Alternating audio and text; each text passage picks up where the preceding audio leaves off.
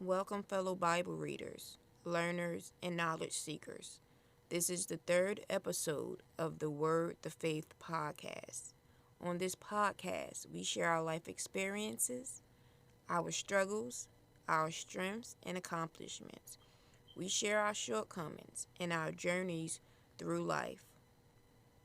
We read along the Bible. We start from the beginning, which is Genesis, and we're going to end in Revelations. Now, this is our third episode, so we're still in Genesis. I do believe the last place we stopped was Genesis 5th chapter, so we're going to be reading the 5th to the ninth chapter. Not on this particular episode. This episode, we're going to discuss our life experiences and our journeys in the faith, right?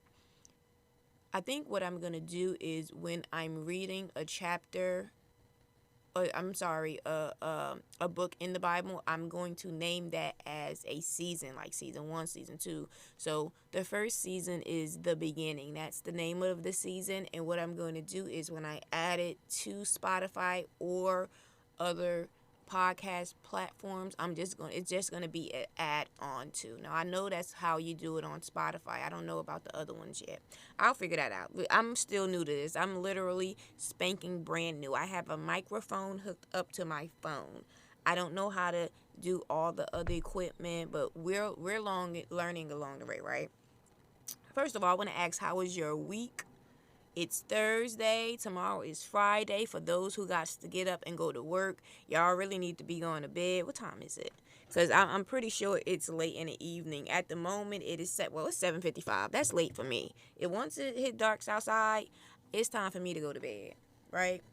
I got to get up and go to work in the morning time. I got to be to work at 4 o'clock in the morning.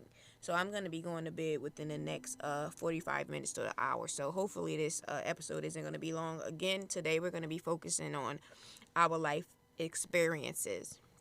But first, I want to explain the reason why I thought it was important to start a podcast. Like, everybody has a podcast, everyone in. A mother, like, oh, I just need a microphone. I'm going to get a microphone for $15 on Amazon or whatever. But I thought, I'm 42.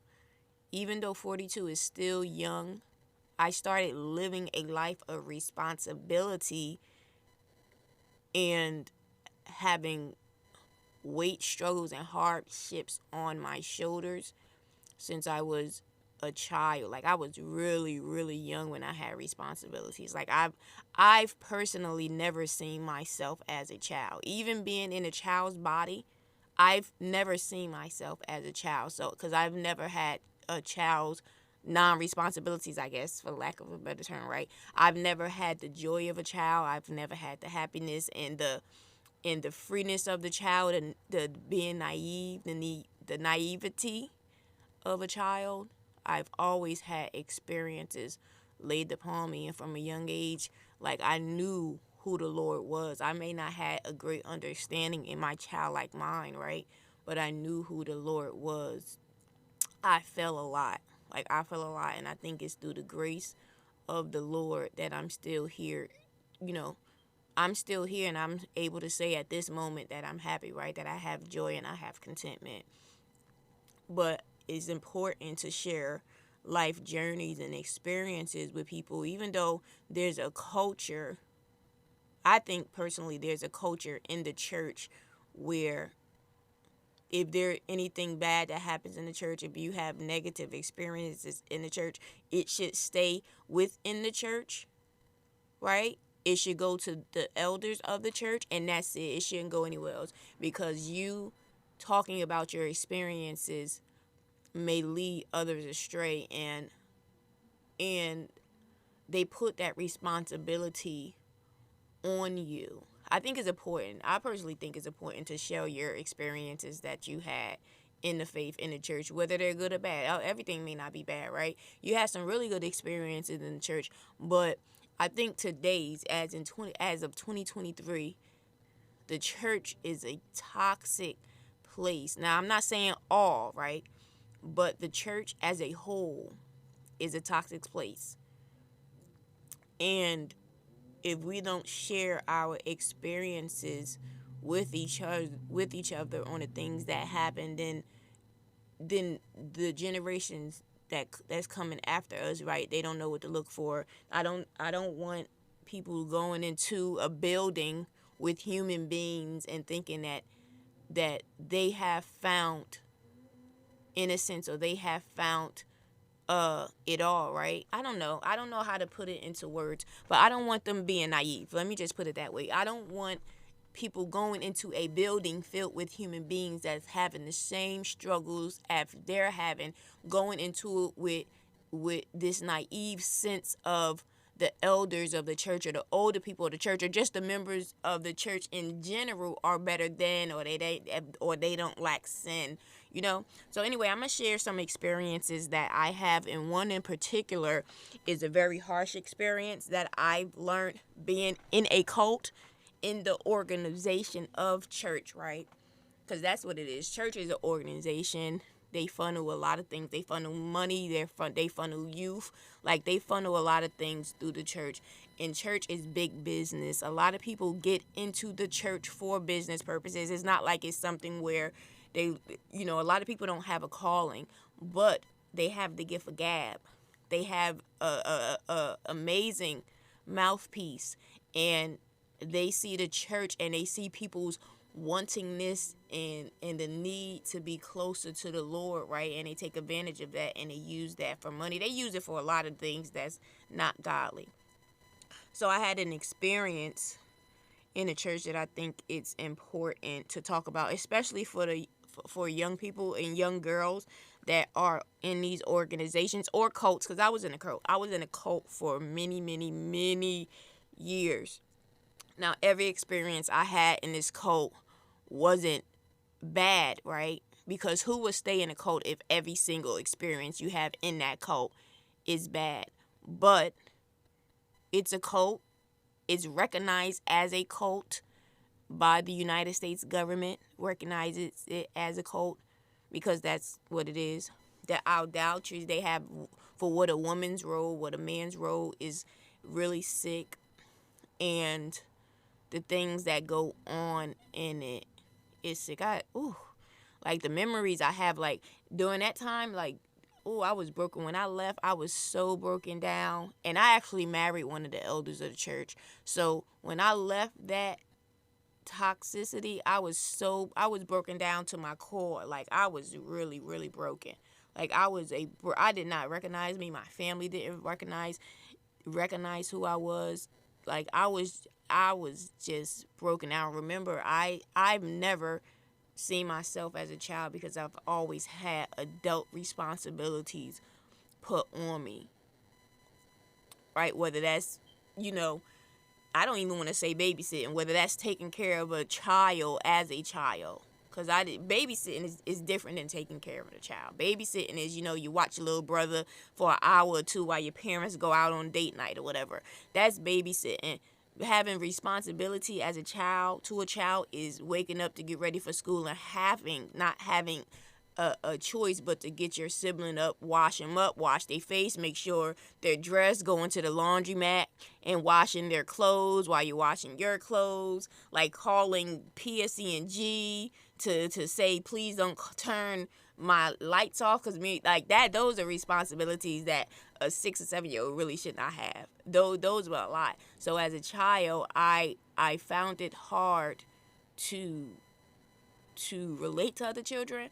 Also, you know what? I found it hard to relate to other children, and I found it hard to take adult authority, like take the authority from adults, because in my mind I was kind of an adult. So anyway, so this is also going back to the cult. I was not a good cult member.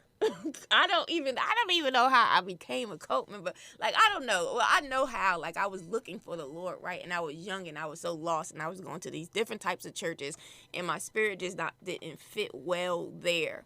And the people just didn't have gift for gab, and the men in those churches just came off as like really creepy and nasty. So even though the church I wound up in, it was the same, it was just different because they kind of was just slower. Like, they were kind of more hood, I guess. They wasn't, I don't know how to explain it. But anyway, just thinking me as a child, thinking I was adult, bucking and being combative against authority, and then going in a place, right, where the man was just not the head, because there's nothing wrong with the man being the head of the household. The man was the punisher, like the punisher, the executor, the judgment, right?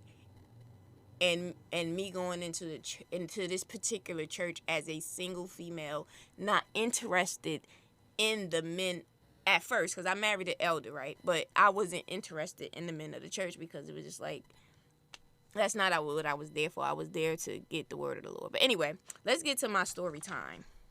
So I have a story about, I figure it's good to start the first story time off with something that's like for real, and this is something that happens a lot in churches. It may take a different form, but peddling flesh, because that's what I call it, peddling flesh is common in the church. Women like selling other women, not monetarily, right? But women pushing other women on men that they know aren't a good fit is a thing in the church. Saying, "Ooh, girl, you should talk to this guy," or they giving somebody your phone number, or sending the man that they think you may like to your home. You don't know this. Like, women will put you in a harmful situation, and either they don't realize it or they don't care. In this particular situation, this woman put me in a extremely harmful situation, and she knew what she was doing, and she did it for the reasons were so selfish, and I was so heartbroken. So I had this woman that I looked at like a sister, right? We grew up in the church, and well, not grew up, but I was a young adult when I went to this church, right?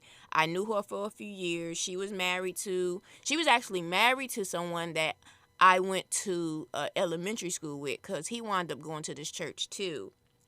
I didn't even remember him. He used to say, "You don't remember me?" I'm like, "Dude, I don't remember you." He like, "I remember you from when you was 6 years old." I'm like, "God, I'm 22. Like, I don't fucking know you. Like, I don't remember those. Those were some traumatic years in my life. I really do not remember those years. Like, a part of my brain shut that junk all the way out. Like, I just do not remember my youngest of my youngest years. Because, like I said, I just did not have happy moments as a child.